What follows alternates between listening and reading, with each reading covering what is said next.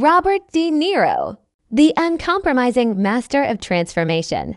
In the pantheon of American cinema, few actors have demonstrated such relentless dedication to their craft as Robert De Niro. His career, spanning over 5 decades, is a testament to the power of transformation, both physical and emotional. From the gritty streets of 1970s New York to the polished boardrooms of modern dramas, De Niro has consistently pushed boundaries, redefining what it means to inhabit a character fully. Early years. The making of an artist. Robert Anthony De Niro Jr. was born on August 17, 1943 in Greenwich Village, Manhattan, a neighborhood synonymous with artistic rebellion and intellectual ferment. His parents embodied this spirit. His father, Robert De Niro Sr., was a respected abstract expressionist painter. His mother, Virginia Admiral, was a poet and artist. Their divorce when Robert was 2 years old meant he spent his childhood navigating 2 worlds, his mother's apartment and his father's studio. This early exposure to the bohemian life of artists and intellectuals instilled in him a profound understanding of identity as something fluid, something to be explored and redefined. Education became his first stage. He attended the High School of Music and Art in Harlem, where drama classes revealed his natural affinity for performance. By his mid-teens, he was a fixture at Manhattan's revival houses, absorbing the work of European masters like Fellini and Godard alongside American icons, such as Marlon Brando and James Dean. These cinematic pilgrimages shaped his philosophy. Great acting wasn't about imitation, but about inhabiting a character's psyche. At 16, he made a pivotal decision, dropping out of high school to study acting full-time. His training under Stella Adler and Lee Strasberg at the Actors Studio grounded him in method acting, a technique emphasizing emotional recall and psychological realism. He honed his craft in off-Broadway productions and low-budget films, building a reputation for intensity and precision.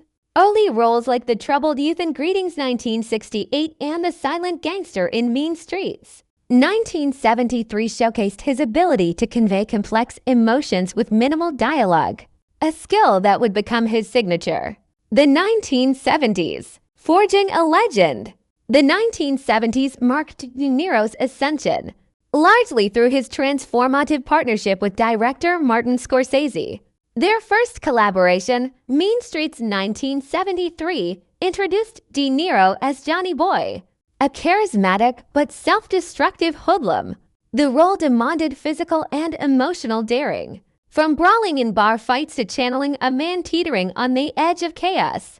De Niro's preparation was obsessive. He spent weeks in Little Italy, absorbing the rhythms and speech patterns of real-life mobsters, even adopting their mannerisms. Their next collaboration, Taxi Driver 1976, cemented De Niro as a force of nature. As Travis Bickle, the alienated cabbie spiraling into violence, he delivered a performance of hypnotic intensity. His research was exhaustive. He worked 12-hour shifts driving a taxi in New York, studied mental illness case studies, and even obtained a cab license. The result, a haunting portrayal of loneliness and rage, earned him his first Academy Award nomination and redefined the screen anti-hero. But it was The Godfather Part 1970 that catapulted him to stardom. Cast as the young Vito Corleone, De Niro faced the daunting task of matching Marlon Brando's iconic performance. He responded with obsessive preparation, learning Sicilian dialect, studying silent films to master nonverbal storytelling, and adopting mannerisms from real mafiosi. His nuanced portrayal, equal parts vulnerability and ruthlessness, won him the Best Supporting Actor Oscar, making him the first actor to win for playing a character previously embodied by another performer. 1980 South. Physical and emotional extremes. The 1980s saw De Niro push his boundaries further. In Raging Bull 1980, he transformed himself into Jake LaMotta, the volatile boxer. The preparation was legendary. He trained for months with real boxers, gained 60 pounds to portray LaMotta's later years, and even fought an actual 3-round bout. Scorsese captured his raw physicality and psychological depth, resulting in a film hailed as one of the greatest performances ever recorded. De Niro earned his second Oscar, this time for Best Actor. Yet De Niro wasn't confined to tragedy. He proved his comedic chops in Midnight Run 1988, playing a bounty hunter chasing a wisecracking accountant. His deadpan delivery and timing revealed a versatility often overlooked amid his heavier roles. Meanwhile, Once Upon a Time in America 1984 showcased his ability to span decades, from impoverished immigrant to jaded gangster, in a sprawling epic that, despite a troubled release, remains a cult favorite. 1990s to 2000s, expanding horizons. By the 1990s, De Niro had become more than an actor. He was a cultural institution. He co-founded Tribeca Productions in 1989, producing films like A Bronx Tale 1993, which he also directed.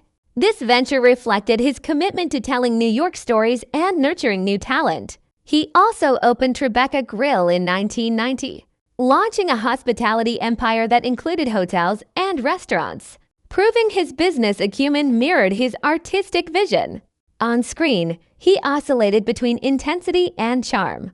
In Cape Fear 1991, he played Max Cady, a vengeful ex-con, using bodybuilding and voice training to create a terrifying physical presence. Contrastingly, Meet the Parents 2000 revealed his gift for deadpan comedy as Jack Burns, the overprotective father whose scrutiny of his daughter's boyfriend became a cultural touchstone.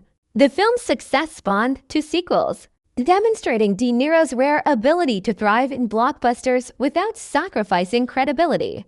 As the new millennium dawned, De Niro remained selective, choosing roles that challenged him or allowed him to mentor younger actors. In The Intern 2015, he played Ben Whitaker, a 70-year-old intern navigating tech culture, blending warmth and wisdom in a performance that resonated with aging audiences. Meanwhile, The Irishman 2019 marked a triumphal reunion with Scorsese and Joe Pesci.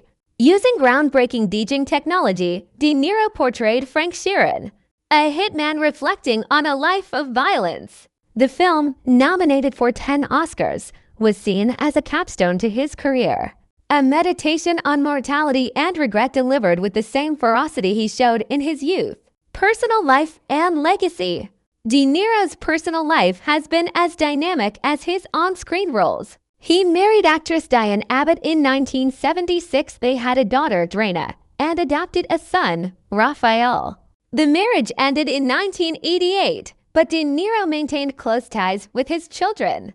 In 1997, he had twin sons, Julian and Aaron, with model Tookie Smith. He later married Grace Hightower in 1997. They had a son, Elliot, before divorcing in 2018. Throughout, he remained a private figure, rarely discussing his emotions in interviews.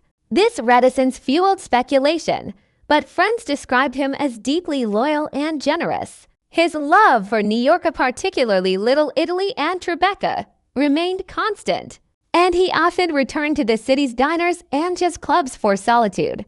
Off-screen, De Niro became a vocal advocate for arts education and New York City's cultural vitality. He co-founded the Tribeca Film Festival in 2000 to revive Lower Manhattan after 9/11s, turning it into one of the world's premier indie film events. His philanthropy extended to environmental causes and veterans programs, reflecting a belief that success should serve the community.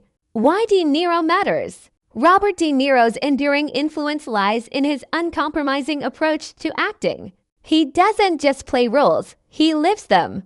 His commitment to physical transformation, dialect mastery, and immersive research has set a standard for generations of actors. From Travis Bickle's haunting monologues to Vito Corleone's quiet intensity. From Jake LaMotta's physical ferocity to Jack Bierne's comedic exasperation.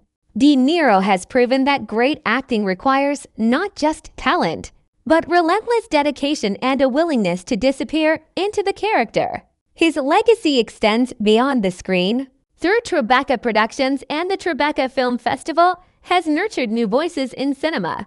Through his business ventures, has demonstrated that artistic vision can thrive in the